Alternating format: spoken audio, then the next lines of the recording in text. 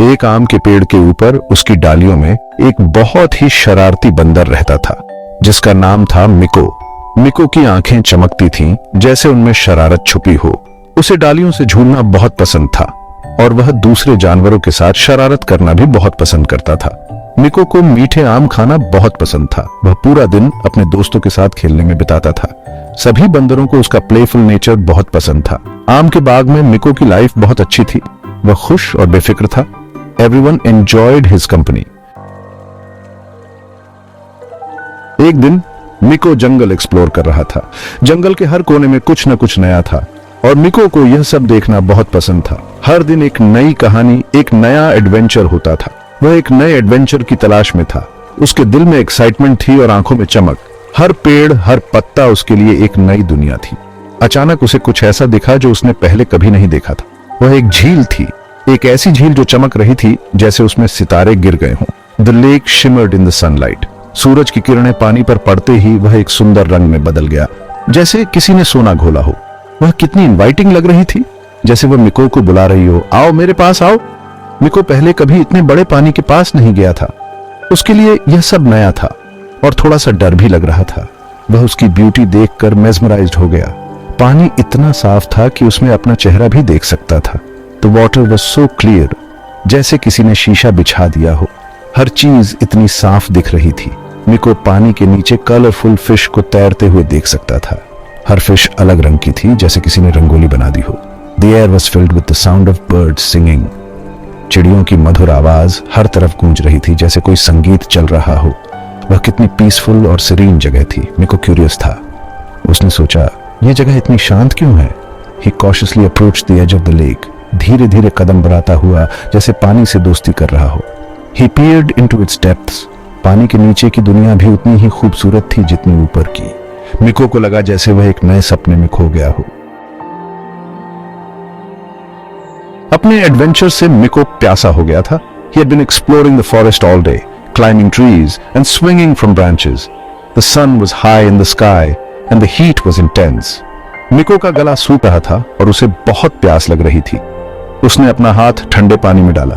He took a sip. The cool water felt like a blessing on his dry throat. He could feel the refreshing liquid rejuvenating his tired body. मिको ने एक और घूंट लिया, झील के पानी के मीठे स्वाद का आनंद लेते हुए। The water was refreshing and sweet. It was crystal clear, reflecting the blue sky above. मिको पानी की सतह के पास छोटी छोटी मछलियों को तैरते हुए देख सकता था, जो इस दृश्य की सुंदरता में चार चांद लगा रही थी। पीते समय उसे शांति और सुकून का अनुभव हुआ। मिको ने डिसाइड किया कि वह झील में नहाएगा। The idea of a cool bath was too tempting to resist. He had been sweating all day, and the thought of immersing himself in the refreshing water was delightful. उसने पहले कभी लेक में bath नहीं लिया था। This was a new experience for him. He had always been curious about the lake, but had never dared to take a dip. आज वह adventurous महसूस कर रहा था और कुछ नया करने के लिए तैयार था। वह एक nearby tree branch से झूला। He swung from a nearby tree branch, gathering momentum. The branch swayed under his weight and he felt a rush of excitement as he prepared to jump into the water. He landed with a splash. The water erupted around him and he felt the coolness envelop his body. It was exhilarating and he couldn't help but laugh out loud. The water felt cool and soothing. It washed away the grime and sweat of the day, leaving him feeling refreshed and invigorated. मिको अपनी पीठ के बल तैरता रहा। आकाश की ओर देख रहा था, पूरी तरह से सहज महसूस कर रहा था। मिको हैप्पीली पानी में स्प्लैश करने लगा। He splashed water with his hands, creating ripples that spread across the lake. He felt like a child, carefree and full of joy. उसे बहुत मजा आ रहा था। The simple pleasure of playing in the water brought a big smile to his face. He felt a deep sense of happiness and contentment. उसे पता ही नहीं चला कि आसमान में काले बादल छा रहे हैं। He was so engrossed in his fun that he didn't notice the dark clouds gathering above the lake. The sky had turned ominous, but Mico was oblivious to the changing weather. Suddenly the wind started to blow.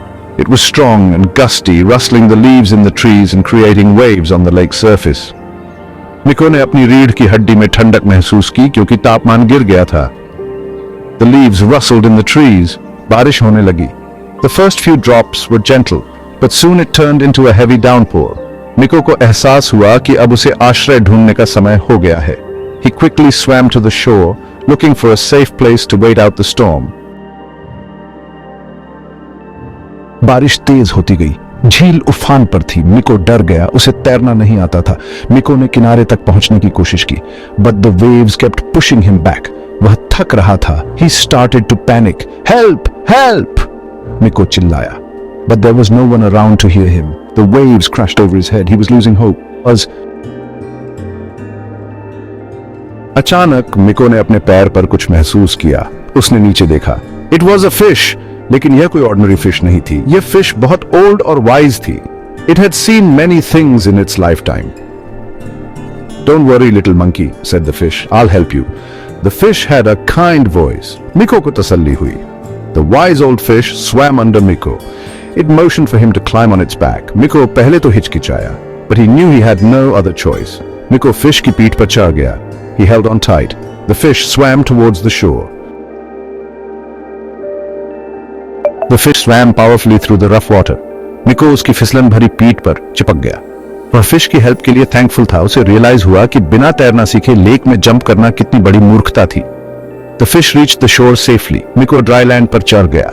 He was shaking from the cold and fear. उसने wise old fish को देखा। Thank you, Miko said. You saved my life. Miko truly grateful था. He had learned a valuable lesson. You are welcome, little monkey, said the wise old fish. But you must be more careful in the future. Always respect the power of nature.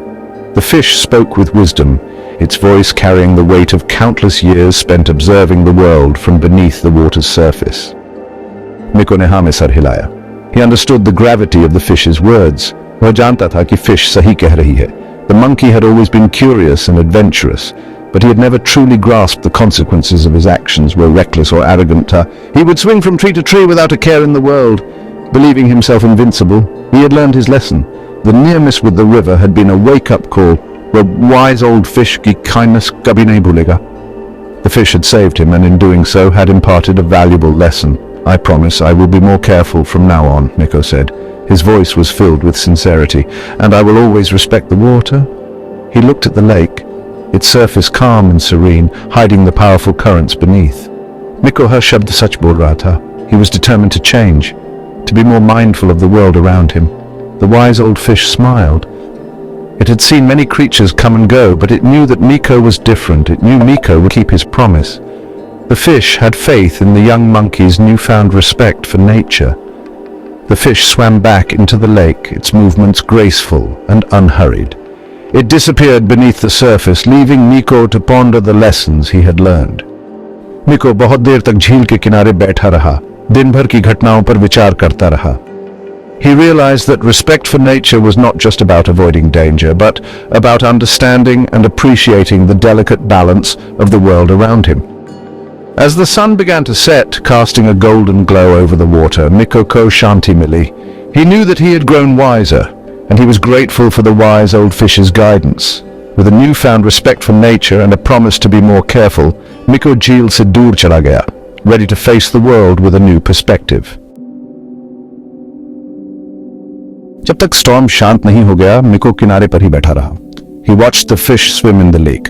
वह जानता था कि वह lake को कभी भी पहले जैसे नहीं देखेगा. The lake was not just a body of water. It was a home to many creatures. It was a place of beauty and peace. It was a place to be respected. उस दिन से मिको lake का regular visitor बन गया. वह अक्सर किनारे पर बैठता था. He would watch the fish swim and play. उसने लेक के पास रहने वाले एनिमल्स से दोस्ती कर ली. मिको लेक में अपना एडवेंचर कभी नहीं भूला. उसने यह स्टोरी सभी मंकीज को बताई. He taught them about the importance of respecting nature. मिको की स्टोरी जंगल में एक लेजेंड बन गई. It was a tale of courage, kindness and the importance of respecting the power of nature. और इस तरह मैंगो ग्रोव का नोटी बंदर मिको द वाइज के नाम से जाना जाने लगा, जो हर क्रीचर, बिग और स्मॉल